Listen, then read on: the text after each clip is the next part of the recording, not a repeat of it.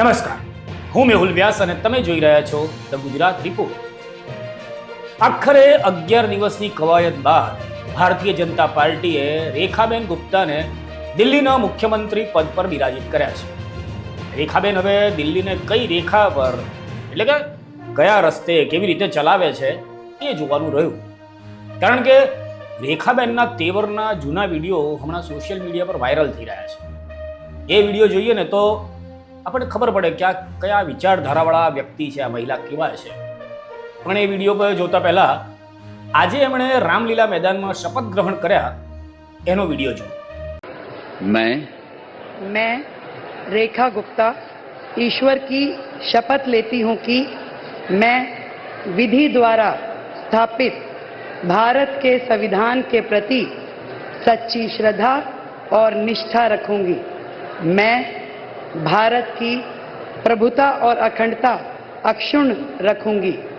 मैं मुख्यमंत्री के रूप में अपने कर्तव्यों का श्रद्धापूर्वक और शुद्ध अंतःकरण से निर्वहन करूंगी तथा मैं भय या पक्षपात, अनुराग या द्वेष के बिना सभी प्रकार के लोगों के प्रति संविधान और विधि के अनुसार न्याय करूंगी. मैं रेखा गुप्ता ईश्वर की शपथ लेती हूँ कि जो विषय मुख्यमंत्री के रूप में मेरे विचार के लिए लाया जाएगा अथवा मुझे ज्ञात होगा उसे किसी व्यक्ति या व्यक्तियों को तब के सिवाय जबकि ऐसे मुख्यमंत्री के रूप में अपने कर्तव्यों के सम्यक निर्वहन के लिए ऐसा करना अपेक्षित हो मैं प्रत्यक्ष या अप्रत्यक्ष रूप से संसूचित या प्रकट नहीं करूंगी.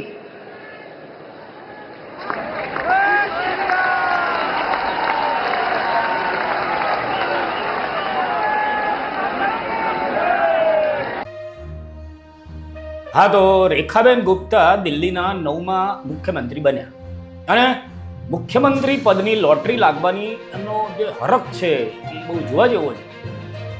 એમણે જેવા શપથ લીધા પછી તરત જ સીધા દોડ્યા પીએમ મોદીને પગે લાગવા માટે, નમસ્કાર કરવા માટે.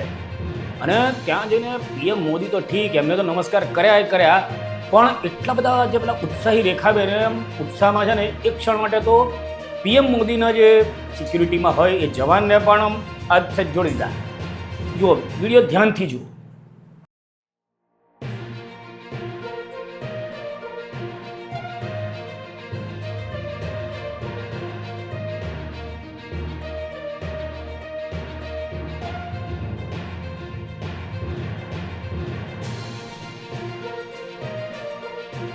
અને હવે આ છેલ્લી વાત જે શરૂઆતમાં કરી હતી એ રેખાબેનના તેવર કેવા છે. મુખ્યમંત્રી પદ માટે એમનું નામ જાહેર થતાં જ આ કણખોરિયા જે ઇન્ટરનેટિયાઓ હોય એમણે રેખાબેનના કેટલાક જૂના વિડીયો શોધી કાઢ્યો છે. એમાં એક ખાસ વિડીયો વાયરલ થઈ રહ્યો છે અત્યારે. એ વિડીયોમાં રેખાબેન ગુપ્તા જેએનયુ પર પોતાની વૈચારિક સમૃદ્ધિ વ્યક્ત કરી રહ્યા છે. જો આમ તો દિલ્હી યુનિવર્સિટીમાંથી બીકોમ કર્યા બાદ રેખાબેને મેનેજમેન્ટ અને આર્ટ્સમાં પણ ડિગ્રી પ્રાપ્ત કરી છે. અને આવા ભણેલા ગણેલા રેખાબેન जेएनयू માટે કેવા વિચારો ધરાવે છે એ જુઓ.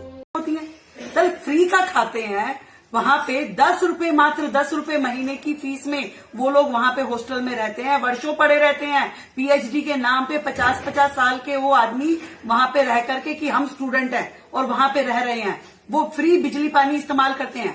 आज यदि प्रशासन ने ये सोच करके कि वहां पे वो लाइट खुली छोड़ देते हैं, पंखे खुले छोड़ देते हैं, गीजर खुले छोड़ देते हैं, ऐसा सोच के अगर बिजली के चार्ज लगा दिए तो क्या बुरा किया है कि आप जितनी बिजली इस्तेमाल कर रहे हैं आपको पे करना होगा. आप जो भी हॉस्टल का नुकसान कर रहे हैं वो आपको पे करना होगा. 10 रुपए में क्या होता है? 10 रुपए आप चलते चलते किसी भिखारी को भीख भी दो तो वो मना कर देता है कि 10 रुपए नहीं लूंगा. और ऐसे में आप पूरे महीने हॉस्टल का कमरा इस्तेमाल कर रहे हैं 10 रुपए. उसे यदि प्रशासन ने 300 रुपए महीना कर दिया, आप स्टूडेंट हैं, आप 300 रुपए अफोर्ड नहीं कर सकते. एक तरफ आप लाख रुपए का मोबाइल जेब में डाल के चलते हैं, 3,000 रुपए की जीन्स पहनते हैं, 2,000 रुपए की टी शर्ट पहनते हैं, दारू पीते हैं, सिगरेट पीते हैं, जूते पहनते हैं 8-8 हजार रुपए के. 300 रुपए अफोर्ड करने में दिक्कत है, उसके लिए संसद पे जाके प्रदर्शन करते हो, संसद का समय खराब करते हो, लोगों को मिसगाइड करते हो, देशद्रोही काम करते हो. ऐसी यूनिवर्सिटी जो इस प्रकार से गंदी हरकतें करे, देशद्रोही काम करे, दिल्ली में, देश में होनी ही नहीं चाहिए। तुरंत प्रभाव से इसे बंद कर देना चाहिए ऐसे लोगों को जो हमारे देश के युवाओं को भ्रमित करे। मैं कहती हूँ क्यों ना हम सब मिलकर के इनके खिलाफ प्रदर्शन करें कि जेएनयू को हमारे देश में होना ही नहीं चाहिए। અને આ તો કંઈ નથી, રેખાબેન ગુપ્તાના કેટલાક જૂના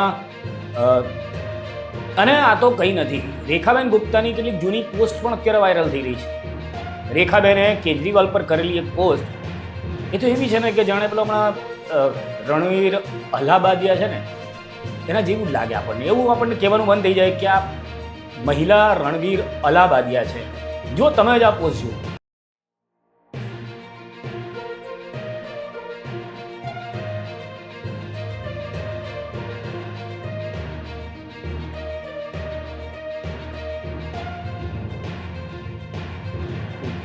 તમને રેખાબેનની ભાષા કેવી લાગી એ કોમેન્ટ કરીને જરૂરથી જણાવશો.